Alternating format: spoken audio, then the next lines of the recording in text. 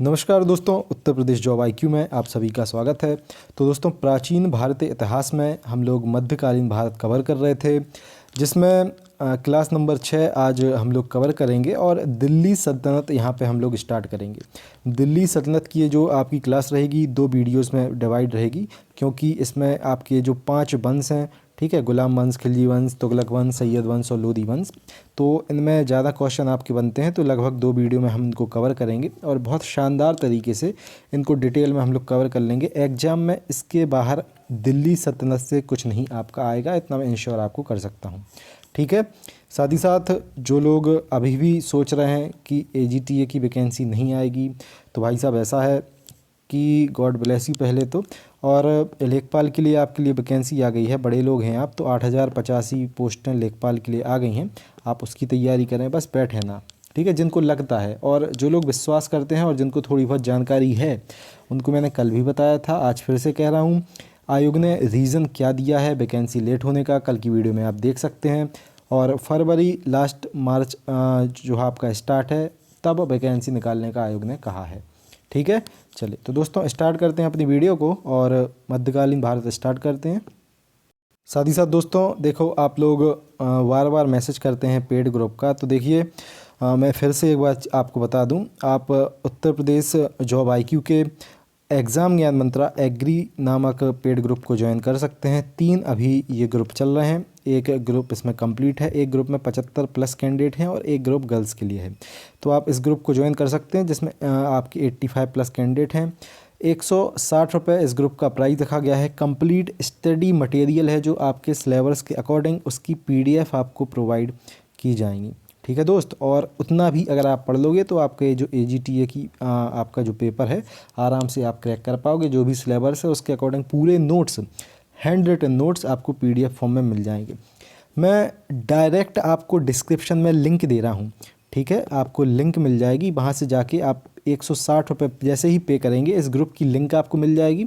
साथ ही साथ आपको पूरा स्टडी मटेरियल मिल जाएगा, ठीक है। तो डिस्क्रिप्शन में लिंक है, वहाँ से जाके जो भी कैंडिडेट बहुत अच्छे तरीके से प्रिपरेशन करना चाहें अपनी परीक्षा की, ज्वाइन कर सकते हैं इसको। साथ ही साथ बेस्ट से भी ज़्यादा बेस्ट ये जो स्टडी मटेरियल है, इसको आप PDF के फॉर्म में ले सकते हैं। फिर चाहे आप इसका प्रिंट निकलवाएं, चाहे आप इसको मोबाइल पे पढ़ें, हैंड रिटन ये आपका पूरा मिलेगा, ठीक है।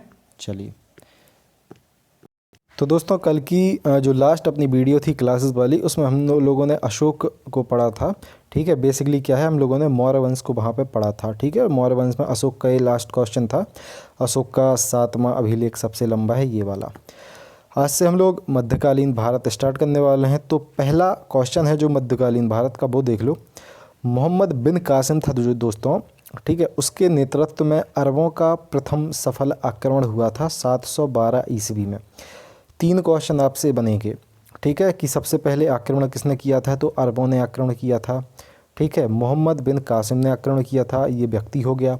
और ये टाइम पीरियड या फिर समय हो गया। ईस्वी लिखा है, ये ईसा पूर्व नहीं लिखा है, ठीक है।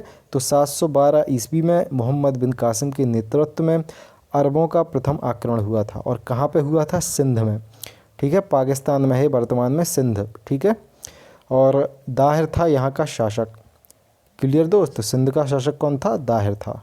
चलिए अगला क्वेश्चन देखते हैं। अगला दोस्तों यहाँ से प्रश्न बनता है अपना, तराइन का प्रथम युद्ध, ठीक है, कब हुआ था, तो 1191 में मोहम्मद गौरी और पृथ्वीराज चौहान, इनके बीच में हुआ था तराइन का पहला युद्ध, ठीक है। ये ज़्यादा इम्पोर्टेंट है, तराइन का पहला युद्ध किनके बीच में हुआ था, मोहम्मद गौरी और पृथ्वीराज चौहान के बीच, जिसमें पृथ्वीराज चौहान विजयी रहे थे यहाँ पे, ठीक है। पृथ्वीराज चौहान विजयी रहे थे यहाँ पर, ठीक है। बड़ी इंटरेस्टिंग ये लड़ाई थी, ठीक है।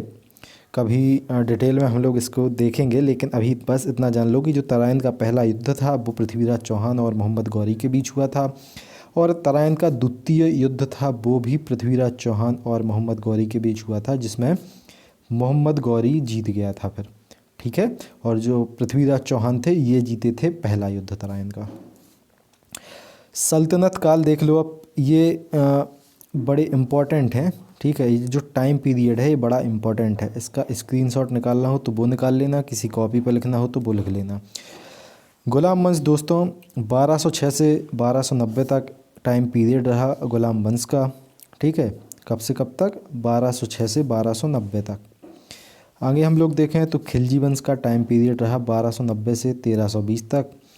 तुगलक वंश का रहा यहाँ पे 1320 से 1398 तक। सैयद वंश का रहा 1414 से 1451 तक। और लोदी वंश का रहा 1451 से 1526 तक, ठीक है। उसके बाद बाबर आ गया, ठीक है, और बाबर और इब्राहिम लोदी की लड़ाई हुई जिसको पानीपत का प्रथम युद्ध कहा जाता है, ठीक है। इसकी एक ट्रिक है याद करने की, ठीक है। ट्रिक क्या है, ये लिखी है आपकी ट्रिक, गुड़ खाओ तसला में। ट्रिक क्या है दोस्त, गुड़ खाओ तसला में। यहाँ तक क्लियर है बिल्कुल। ये दोस्तों सल्तनत काल के जो वंश हुए हैं उनकी ट्रिक है, गुड़ खाओ तसला में। अब इसको देख लो, हंसना मत कोई, ठीक है, इम्पोर्टेंट है याद करने के लिए। गा से यहाँ पे गुलाम वंश हो गया ये, खा से हो गया खिलजी वंश, ता से हो गया तुगलक वंश, ये क्रम में याद रखना है, और ठीक है, टाइम पीरियड के हिसाब से क्रम में। सा से हो गया यहाँ पे सैयद वंश, और ला से हो गया लोदी वंश। माँ में यहाँ पे मुग़ल आ गए थे, क्लियर। तो स्क्रीनशॉट ट्रिक का भी निकाल सकते हो। सबसे पहले देखो, मैंने जैसा कि वीडियो के स्टार्टिंग में कहा था 2 पार्ट में हम लोग ये कवर करेंगे, क्योंकि देखो 5 वंश हैं तो ये लंबा चौड़ा, ठीक है, इससे प्रश्न बनते हैं। फिर गुलाम वंश देख लो सबसे पहले कि गुलाम वंश में क्या इंपॉर्टेंट है क्या नहीं है। चलो चलिए, तो दोस्तों देखो, ऐसा है कि गुलाम वंश की स्थापना 1206 में हुई थी। कुतुबुद्दीन ऐबक ने इसकी स्थापना की थी, ठीक है। 1206 में कुतुबुद्दीन ऐबक ने गुलाम वंश की स्थापना की थी।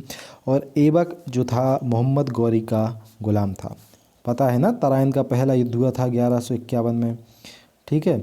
तो पृथ्वीराज चौहान और मोहम्मद गौरी के बीच युद्ध हुआ था। उसके बाद तराइन का द्वितीय युद्ध हुआ जिसमें जो मोहम्मद गौरी था वो विजय हुआ। तो दिल्ली का फिर शासक बनना था वैसे मोहम्मद गौरी को, लेकिन वो वापस लौट गया था, ठीक है। तो मोहम्मद गौरी का जो गुलाम था कुतुबुद्दीन ऐबक, उसको उन्होंने यहाँ की जो सत्ता हम लोग कह सकते हैं वो दी थी। और मोहम्मद जो कुतुबुद्दीन ऐबक था, इसने गुलाम वंश की स्थापना की थी। अब ज़्यादा दिन ऐबक की यहाँ पे जो कार्यक्रम था ऐबक का चला नहीं, आगे हम लोग उसको भी डिटेल में डिस्कस करेंगे कि क्या हुआ था। तो दोस्तों ऐबक ने अपनी जो राजधानी थी कहाँ बनाई थी, लाहौर। इसको याद रखना, ये जो वंश हैं, जैसे हम लोग गुलाम वंश पढ़ेंगे, खिलजी वंश पढ़ेंगे, तुगलक वंश पढ़ेंगे, तो इन लोगों ने क्या है बार बार अपनी राजधानी, किसी ने कहीं कर दी, किसी ने लाहौर कर दी, किसी ने दिल्ली कर दी, किसी ने किलोखरी कर दी, ऐसा होता रहा है। तो राजधानी एग्जाम में पूछी जाती है।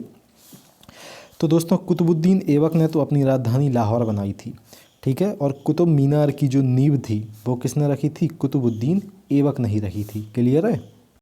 कुतुबुद्दीन ऐबक को दोस्तों लाख बख्श भी कहा जाता था। क्या कहा जाता था, लाख बख्श भी कहा जाता था। एक और ये जो चीज़ है उसका आपने नाम सुना होगा, अजमेर का 2.5 दिन का झोपड़ा किसने बनवाया था, कुतुबुद्दीन ऐबक ने ही इसको बनवाया था। आगे दोस्तों हम लोग देखें तो ऐबक का सेनापति था बख्तियार खिलजी, ठीक है। बख्तियार खिलजी ने नालंदा विश्वविद्यालय को ध्वस्त किया था, ये इंपॉर्टेंट है, ठीक है, बहुत ज़्यादा इंपॉर्टेंट है। हम लोग वैसे जितने भी क्वेश्चन पढ़ते हैं बहुत ज़्यादा इंपॉर्टेंट रहते हैं वो सब। दोस्तों आगे हम लोग देखें तो कुतुबुद्दीन ऐबक की मृत्यु 1210 में हो गई थी, पोलो खेलते समय, ठीक है। पोलो खेलते समय घोड़े से गिर के इसकी मृत्यु हो गई थी, ठीक है। यहाँ पे दिख रहा होगा आपको, पोलो या फिर चौगान खेलते समय घोड़े से गिरकर कुतुबुद्दीन ऐबक की 1210 में मृत्यु हो गई थी। ऐबक को कहाँ पे दफनाया गया था, लाहौर में दफनाया गया था, ठीक है। कुतुबुद्दीन ऐबक को कहाँ दफनाया गया था, ये भी एग्जाम में इंपॉर्टेंट बनते हैं प्रश्न। तो लाहौर में दफनाया गया था कुतुबुद्दीन ऐबक को। अब कुतुबुद्दीन ऐबक के बाद कुतुबुद्दीन ऐबक का जो गुलाम था उसका नाम था इल्तुतमिश। ये गुलाम होने के साथ साथ दामाद भी था, इसको देख लो थोड़ा। तो इल्तुतमिश दोस्तों 1211 से 1236 तक इसने राज किया था दिल्ली सल्तनत पे। इल्तुतमिश कुतुबुद्दीन ऐबक का दामाद था, ठीक है। इल्तुतमिश राजधानी लाहौर से स्थानांतरित कहाँ करके लाया था, भाई साहब दिल्ली इल्तुतमिश ही लाया था ये राजधानी, ठीक है। सेकंड इंपॉर्टेंट क्वेश्चन, बहुत ज़्यादा इंपॉर्टेंट क्वेश्चन है। इल्तुतमिश ही दिल्ली में राजधानी को स्थानांतरित करके लाया था। अब आगे देखें तो इल्तुतमिश ने कुतुबुद्दीन जो कुतुब मीनार थी उसके कार्य को भी पूरा करवाया था, क्लियर। आगे देखें दोस्तों, इसने चहलगानी व एकता प्रथा की शुरुआत की थी। ये भी बहुत ज़्यादा इम्पोर्टेंट है, ठीक है। चहलगानी और एकता प्रथा की शुरुआत किसने की थी? इल्तुतमिश ने की थी, ठीक है। इसने सर्वप्रथम शुद्ध अरबी के सिक्के चलवाए थे। साथ ही साथ दोस्तों, भारत में जो पहला इस्लामिक मकबरा था जो कि 1232 में बना था, ठीक है, वो इल्तुतमिश ने ही बनवाया था। क्लियर। भारत का पहला इस्लामिक मकबरा जो कि 1232 में बना था, वो किसने बनवाया था? इल्तुतमिश ने। अब दोस्तों, इल्तुतमिश की भी 1236 में मृत्यु हो जाती है, ठीक है। तो 1236 में इल्तुतमिश की मृत्यु हो गई थी। क्लियर। इल्तुतमिश के बाद रजिया सुल्तान थी जो 1236 से 1240 तक ये भी रही दिल्ली सल्तनत की शासिका। तो दिल्ली के सिंहासन पर बैठने वाली प्रथम महिला थी रजिया सुल्तान। क्लियर। इसकी शादी हुई थी अल्तुनिया के साथ। ये कुछ ज़्यादा इम्पोर्टेंट नहीं है, ठीक है।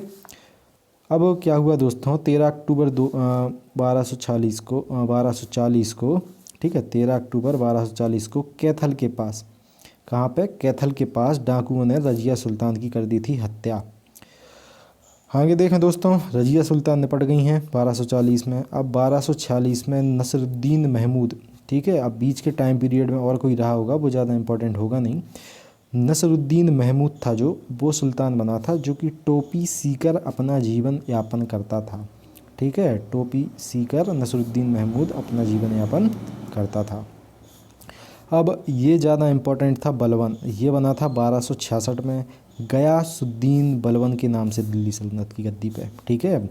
बलबन का बैठा था 1266 में गयासुद्दीन बलबन के नाम से, ये बैठा था दिल्ली सल्तनत की गद्दी पर, ठीक है। चलिए, और बलबन कौन था? बलबन था भाई साहब इल्तुतमिश का गुलाम, ठीक है। गुलाम वंश में यही हुआ है कि पहले राजा, उसका फिर गुलाम हो गया, वो राजा बन गया, उसने और किसी को अपने गुलाम को राजा बना दिया, ठीक है। और दोस्तों, इसने क्या किया था? चहलगानी का विनाश कर दिया था, ठीक है। क्योंकि जो आपका इल्तुतमिश था, इसने चहलगानी और एकता प्रथा का प्रारंभ किया था, लेकिन बलबन था। ये आपसे क्वेश्चन एग्जाम में पूछा जाता है कि किसने चहलगानी का विनाश कर दिया था? तो भाई साहब बलबन ने चहलगानी का विनाश कर दिया था। सजदा व पैबोस का प्रारंभ किसने करवाया था? तो बलबन ने ही दोस्तों सजदा और पैबोस जो था उसका प्रारंभ करवाया था। आगे देखें तो नवरोज़ त्यौहार किसने प्रारंभ करवाए थे? तो दोस्तों नवरोज़ जो त्यौहार हैं वो भी बलबन ने प्रारंभ करवाए थे, ठीक है। आगे देखें दोस्तों, तो बलबन ने विरोधियों के प्रति लोह एवं रक्त नीति का पालन किया था। ये आपका ये आता है, लोह एवं रक्त नीति का पालन किसने किया था? तो बलबन ने किया था। नसरुद्दीन महमूद, इसको नासिर भी कहा जाता है, ठीक है। नासिर ने बलबन को उलूग खां की उपाधि प्रदान की थी यहाँ पे। साथ ही साथ अमीर खुसरो, इसका आपने हिंदी में कई बार नाम सुना होगा, इसके ग्रंथ काव्य वगैरह पढ़े होंगे, अमीर खुसरो। तो अमीर खुसरो और अमीर हसन, ठीक है, बलबन के दरबारी कवि थे। यहाँ और करना है, ये टाइपिंग मिस्टेक है, ठीक है। अमीर खुसरो और अमीर हसन किसके दरबारी कवि थे? बलबन के दरबारी कवि थे। आगे देखें तो गुलाम वंश का अंतिम शासक, ये भी बड़ा इंपॉर्टेंट रहता है, ठीक है। पहला शासक और अंतिम शासक और टाइम पीरियड, ये तीन चीज़ें तो बहुत ज़्यादा इंपॉर्टेंट रहती हैं।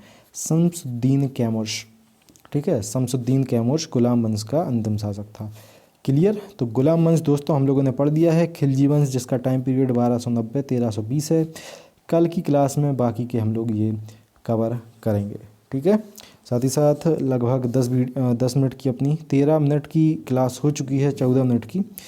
तो आज के लिए बस इतना ही। मैं आशा करता हूँ ये जितने भी हम लोगों ने प्रश्न पढ़े हैं आप लोगों को समझ में अच्छे से आए होंगे। साथ ही साथ दोस्त मोस्ट इम्पॉर्टेंट ये प्रश्न है, चाहे आप AGTA एग्ज़ाम दे रहे हो, केन सुपरवाइज़र देंगे, आगे ग्रुप D, NTPC और UPSSC किसी भी एग्ज़ाम को देंगे, यहीं से आपको बार बार प्रश्न देखने को मिलेंगे। चलिए मिलते हैं दोस्तों।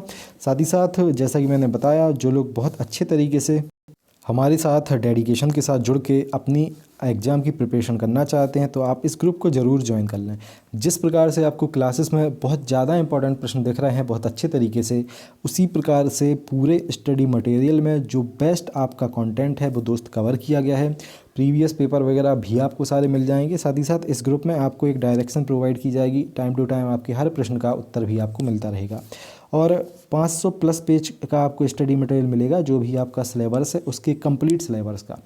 तो 160 रुपये मेरे हिसाब से तो कुछ ज़्यादा है नहीं। जो लोग ज्वाइन करना चाहें, डिस्क्रिप्शन में हमारा ये नंबर दिया गया है, ठीक है। डिस्क्रिप्शन में आपको व्हाट्सअप नंबर दिया गया होगा, आप उस पर मैसेज कर लेना और व्हाट्सअप की डायरेक्ट लिंक भी आपको मिल जाएगी। आप उस पर जैसे ही क्लिक करेंगे व्हाट्सअप पे मैसेज करने वाला इंटरफेस खुल जाएगा, आप वहाँ मैसेज कर सकते हैं। और मैं डायरेक्ट नोट्स बाय करने की भी लिंक दे दूँगा, आप वहाँ पर जाके सीधा 160 रुपये पे करके नोट्स की कंप्लीट PDF को ले सकते हैं और आपको ग्रुप की वहाँ पर लिंक भी फिर मिल जाएगी। क्लियर? चलिए मिलते हैं दोस्तों फिर कल की अगली क्लास में। जय हिंद, जय भारत, भारत माता की जय। Have a great day.